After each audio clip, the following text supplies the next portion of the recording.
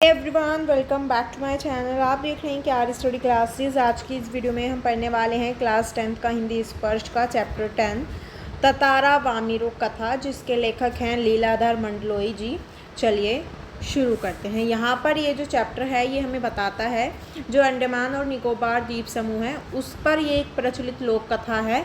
और यहाँ पर जो अंडमान निकोबार दक्षिणी द्वीप है लिटिल अंडमान है, जो कि पोर्ट ब्लेयर से लगभग 100 किलोमीटर दूर स्थित है। तो यहाँ पर ये सारी जो इसमें हमें चीज़ें दिखाई गई हैं या बताई गई हैं वो अंडमान निकोबार के बारे में बताई गई हैं।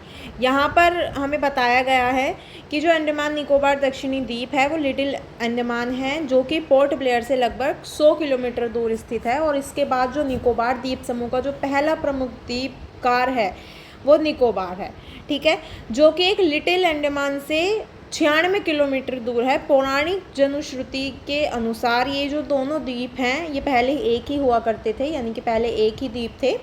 और इनके अलग होने के पीछे भी एक लोक कथा है जो कि आज भी प्रचलित है। जब दोनों द्वीप एक थे तो तब वहाँ पर एक सुंदर सा गांव होता था जहाँ एक सुंदर और शक्तिशाली युवक रहा करता था जिसका नाम ततारा था। और ये एक नेक और ईमानदार व्यक्ति था जो सदा दूसरों की मदद के लिए तत्पर रहता था। निकोबारी उसे बहुत प्रेम करते थे। वो अपने गांव के लोगों के साथ भी सारे द्वीप की भी सेवा करता था। वो पौराणिक पोशाक में रहने के साथ अपनी कमर में सदा एक लकड़ी की तलवार बांधे रहता था और वो कभी तलवार का उपयोग नहीं करता था। लोगों का मत या कि जो तलवार थी उसमें देवीय शक्ति है, ऐसा लोग मानते थे।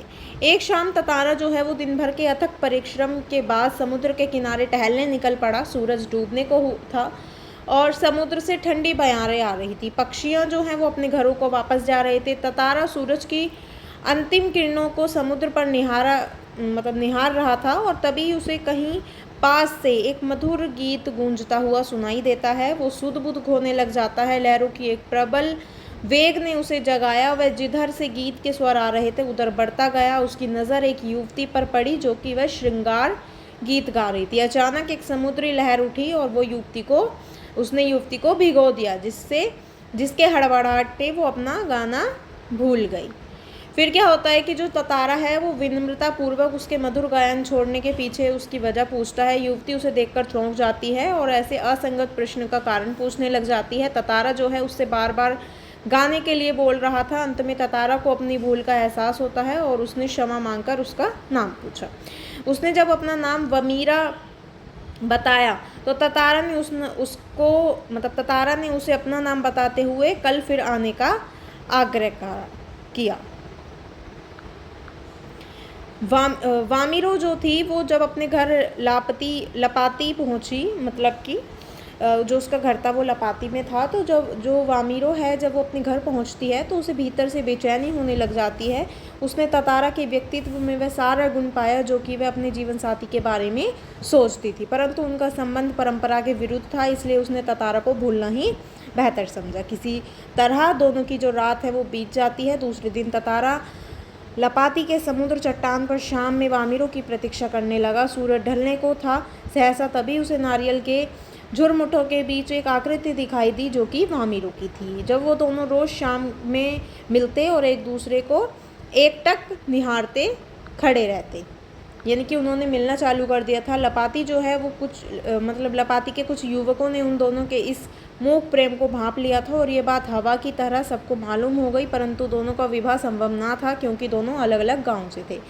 सबने दोनों को समझाने का पूरा प्रयास किया किंतु दोनों अडिग रहे और हर शाम मिलते रहे। कुछ समय बाद ततारा के गांव पासों में पशु पर्व का आयोजन था जिसमें सभी गांव हिस्सा लिया करते थे। पर्व में पशुओं के प्रदर्शन के अतिरिक्त युवकों की भी शक्ति परीक्षा होती थी और जो कि साथ ही गीत संगीत और भोजन का भी आयोजन करते थे।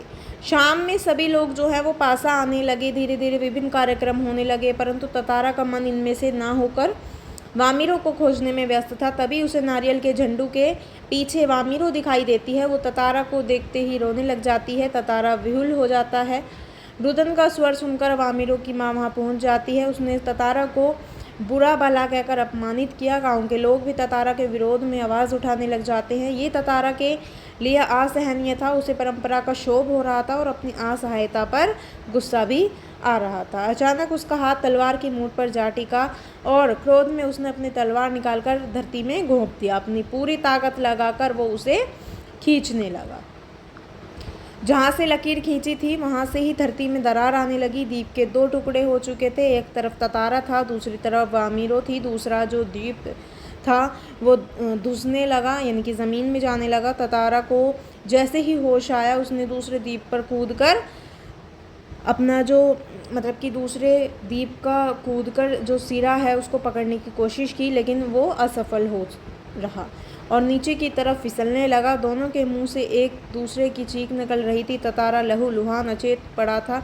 बाद में उसको क्या हुआ कोई नहीं जानता। इधर वामीरो पागल हो गई, उसने खाना पीना छोड़ दिया। लोगों ने ततारा को खोजने का बहुत प्रयास किया परंतु वह नहीं मिला। आज न ततारा है न वामीरो, परंतु उनकी प्रेम कथा घर घर में सुनाई जाती है और इस घटना के निकोबारी एक दूसरे गांव में वैवाहिक संबंध स्थापित करने लगे। ततारा की तलवार से कार निकोबार से 2 टुकड़े हुए और उसमें जो दूसरा था वो लिटिल अंडमान था।